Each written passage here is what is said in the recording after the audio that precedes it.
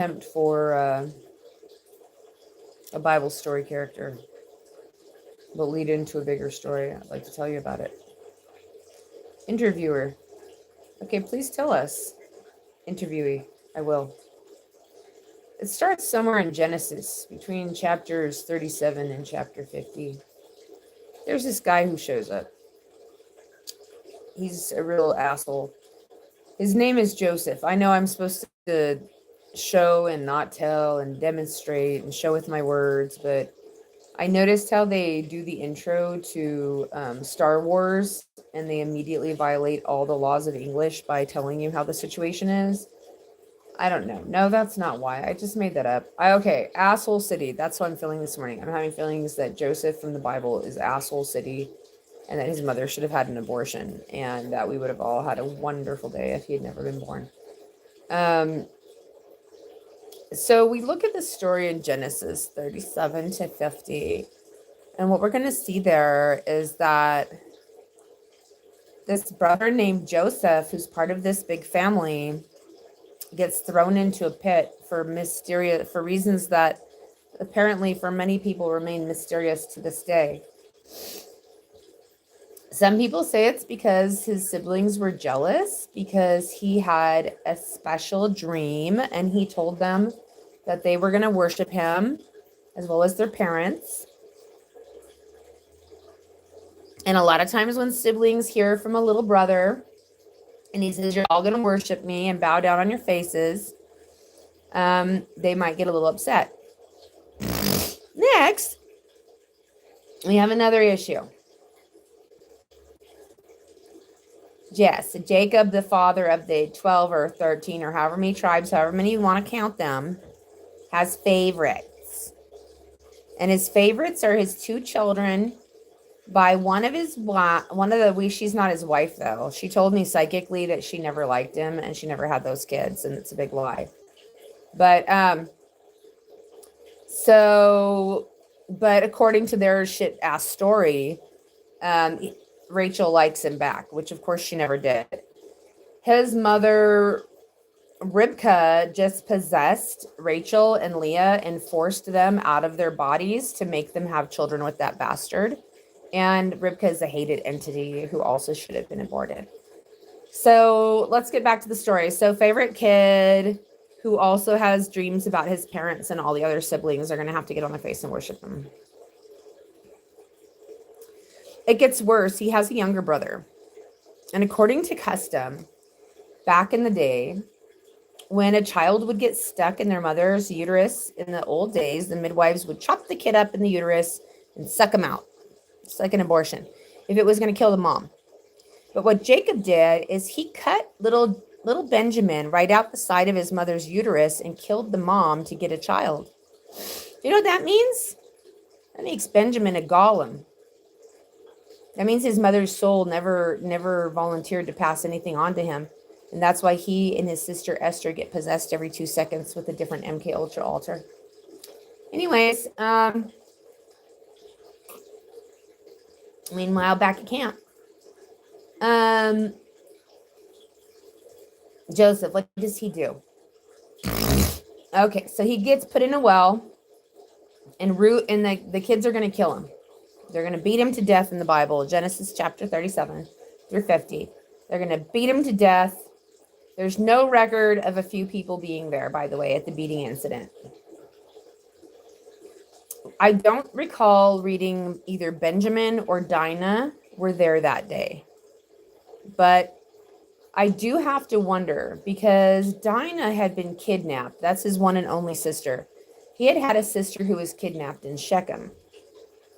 And when his sister was kidnapped in Shechem and being raped and treated horribly, only 2 of her brothers thought that she should be released.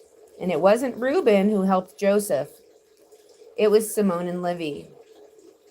Levi is the tribe that Moses comes from. And Simone is the tribe that Moses wouldn't say anything good or evil about. I like that.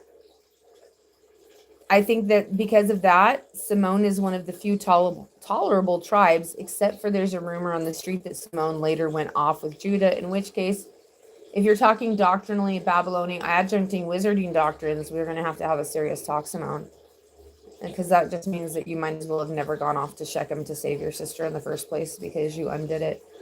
And if Moses was part of Levi and he went off and he hit the rock at Meribah, he undid also, effectively saving Dinah, because the betrayal was worse down the road, because it turned out he left her just when she needed him most.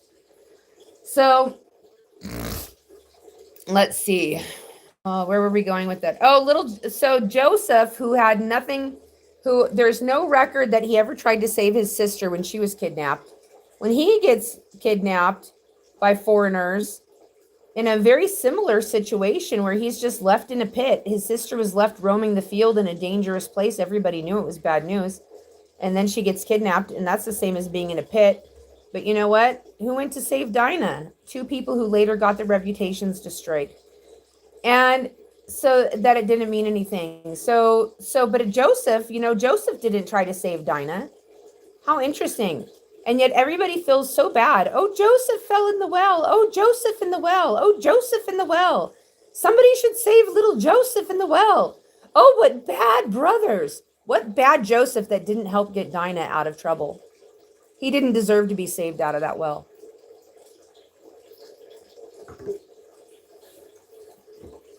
Next.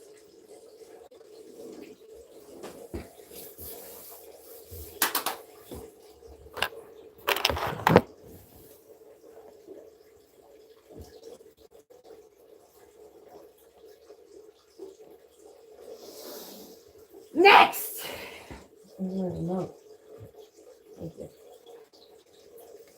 So Joseph wasn't a savior. He didn't help his siblings out. He thought about the ways that he could turn them into slaves so they could serve him.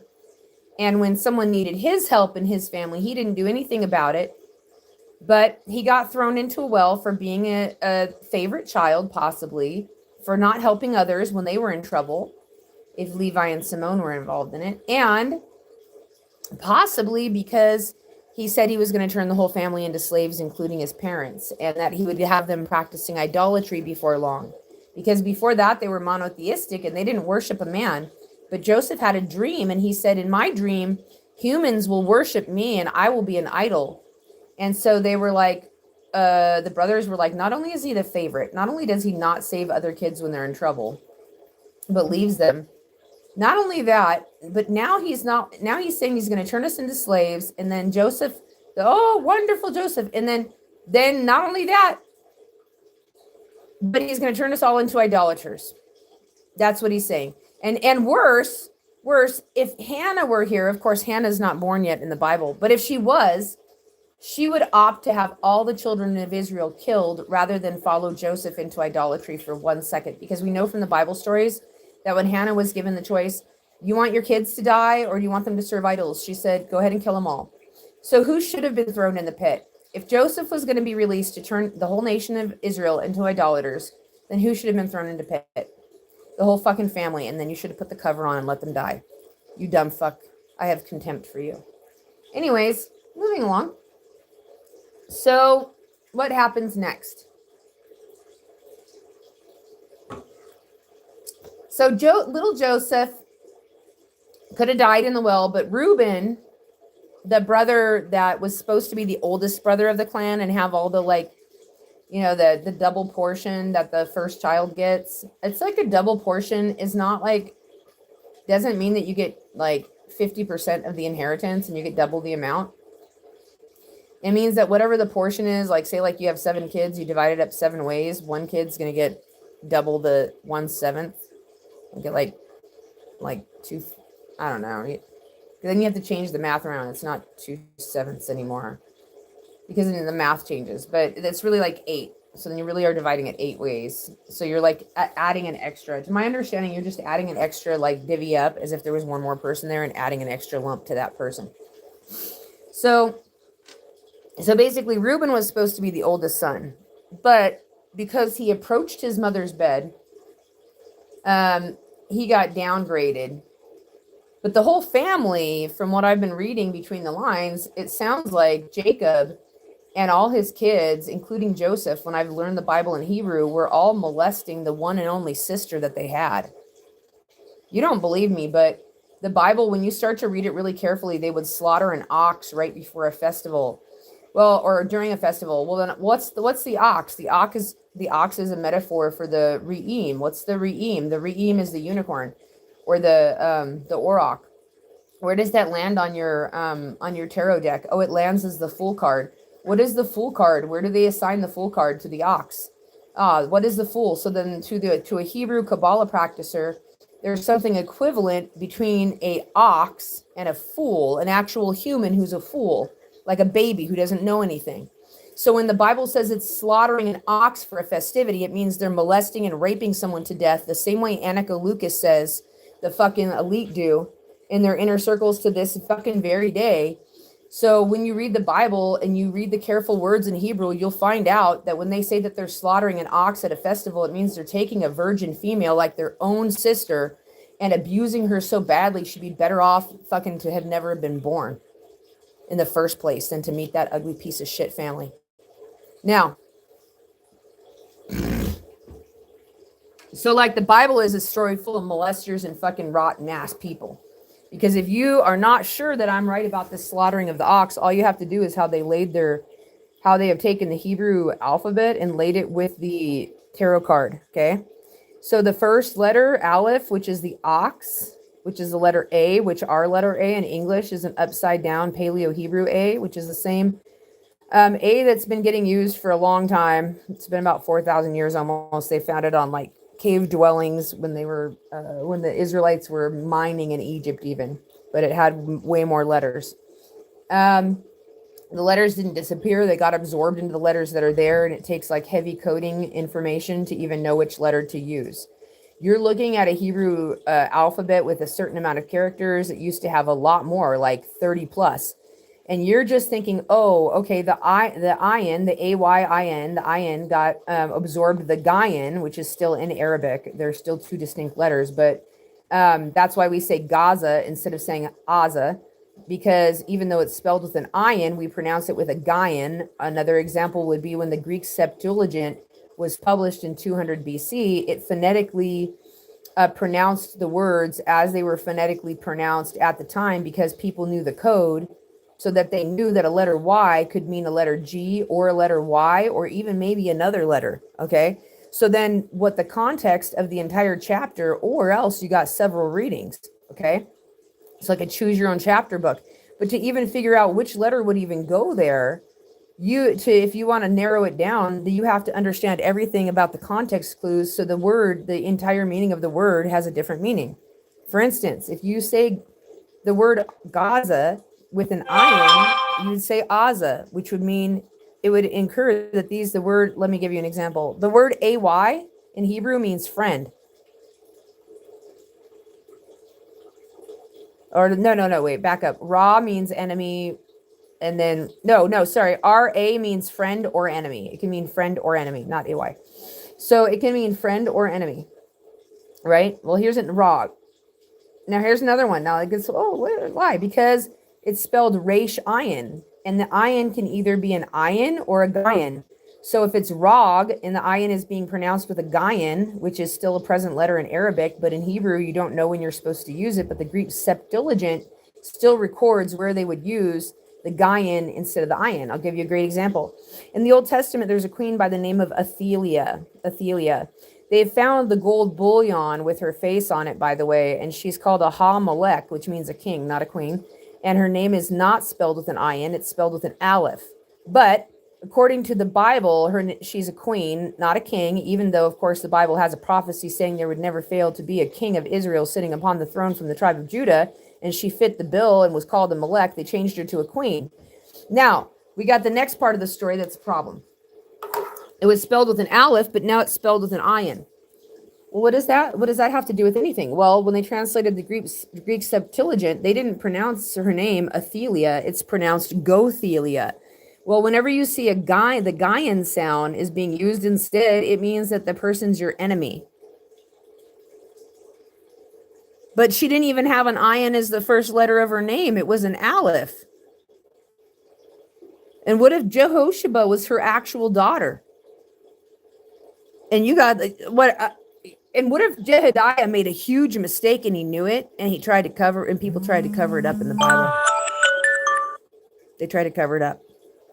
And so political fucking, you call it a mistake, you call it a this, you call it a that. If there's no such thing as mistakes, then I guess according to your philosophy, then there's no such thing. Then I guess you can never bring sin up again. Anyways, so then let's talk about it. Back to little Joseph, who wanted to turn the whole country into idolaters. He gets put in a well. Reuben, of course, who was demoted from first brother for going after his mother's bed. It doesn't say he actually slept with his mom, but he may have approached her. Whereas, of course, all of them approached their own sister and other women and raped other women. But, you know, who cares? Who cares about that? I think even Simone and Livy, when they went to go save Dinah from Shechem, it wasn't because they didn't want her abused. I honestly think they were resource guarding like meat roosters because they didn't want to share, because they were that psychopathic.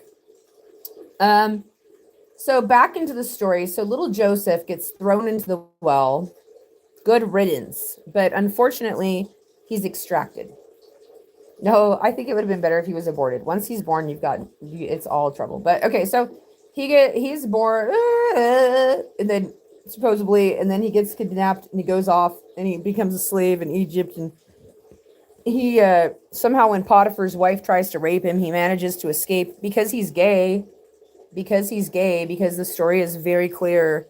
There's so many evidences that Joseph is gay throughout the whole story. In his merit, he escaped Potiphar's wife. No, he fucking envied her dress and he wanted to wear that dress himself. And the last thing he wanted to do was to be kissed by her and have her mess up his clothes. Like, that had nothing to do with merit. Like, you guys, what? And then you act like it is merit if he didn't do it. After, like, I could pull up so many Bible stories that would go the other direction with it. It's got nothing to do with it. It's because he was fucking gay. And he was a cross-dresser. And I don't have a problem with gay cross-dressers, but, like, you got to take them on an individual basis. They're not a saint just because they're a gay cross-dresser. They could be a bad person. They could be a person that you like. So then little Joseph ends up out there, little cross-dressing Joseph out there in Egypt. And he ends up in prison. And then, but he's super manipulative. He's not very physically strong. He's super manipulative. So he ends up being all in charge of the prison because he's trafficking the prisoners around and arranging the butt sex. And then he interprets a dream for a baker and a wine bearer, and they totally forget about it. But one of them has his life saved and the other one gets killed. And then later on, the Pharaoh has a dream about 7 skinny cows and 7 fat cows. And then it turns out that, like, this guy is like, hey, king, you know, there was this guy who interpreted my dreams in prison. You want to call him out? And he's like, sure, let's call him out. And they call Joseph out. And he's like, okay, I had this dream, 7 cows. And Joseph's like, what a great idea. So during the 7 years of plenty, what we're going to do, and this is how you should understand, because if Joseph is a type of Jesus, this is really important information. Look at how I have 0 people watching now. Think about it this way. Joseph goes, there's a famine coming. So we're going to save up money until the middle of the famine, Pharaoh. And then we're going to make the people sell all their property, all their children, all their jewels, all their livestock, all their children, their own souls, their bodies. We'll make them all into trafficking victims. We're going to turn the whole countryside into slavery as soon as a person hits a hard time. And we'll give them back a tiny portion of what they already had, but with such a burden that it will never be worth it. And we'll do this for hundreds of years, but we'll let the children of Israel benefit from hundreds of years of slavery and horrible injustice against the people of the Egyptian countryside while they benefit from it. And then the second that the Pharaoh doesn't remember who they are, they're going to complain so bad that they're going to demand to be suddenly set free. You know, and by the way, if Joseph's the type of Jesus, then just watch out, because if you ever hit a spiritual famine, if you ever have a breakup or you ever have a hard time, then he's going to show you up to take everything you have and sell you back a tiny portion of what you had already as a bad salesman, like those people who take water and they charge too much for it when there's a crisis. and then charges you crazy amounts to get a tiny portion of it back that's already been contaminated and ruined by his presence. You would have been better off leaving Egypt altogether. And then the Israelites have no problem benefiting from this arrangement until there's a Pharaoh who treats them the same way they watched everybody else getting treated on their behalf. The fact that the Israelites didn't have a problem with the way Joseph ran things until it was turned on them means that the Israelites were worthless people. And as depicted in the Bible, they were worthless people.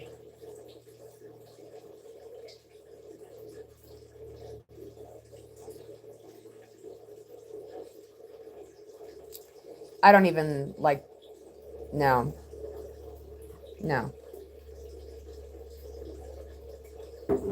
Any group of people that would be totally chill with running a nation off of slavery for 200 years and sit at the top of the heap and not be bothered by it until it turns on them one day. That would be like if the slave owners in America had been sitting on top of the American slaves for 200 years, but the slaves actually got away and they left the country. But then when they got to the new country, they were supposed to stop this whole slavery thing and do something new. But instead, they took the system of slavery they learned in Egypt and they made it like on steroids and they spread it throughout the whole world. So that the very first commandment in the Bible gives you a big fucking clue. If the emperor has no clothes on, let's start with commandment 1, not 2. I am the Lord your God who led you out of the land of Egypt. Except for one problem. Egypt has spread from Egypt to every place in the whole world. Egypt is wherever there's a pyramid-type hierarchical structure. It's not where there's a visible pyramid. It's where there's an invisible pyramid, like a corporation or a hierarchy in a church. So what did the Israelites do? Oh, they didn't bring anyone out. Nobody was led out of Egypt. They brought Egypt into the rest of the world and expanded on it and made it more Egyptian than Egypt even was. So the first clue that God is not around and you've never met that God is that when you read that verse, I am the Lord your God who led you out of Egypt, and the whole world is living in Egypt and it's only gotten worse, then you realize that this God has no place in that Bible chapter nor verse, and he's given you a clue.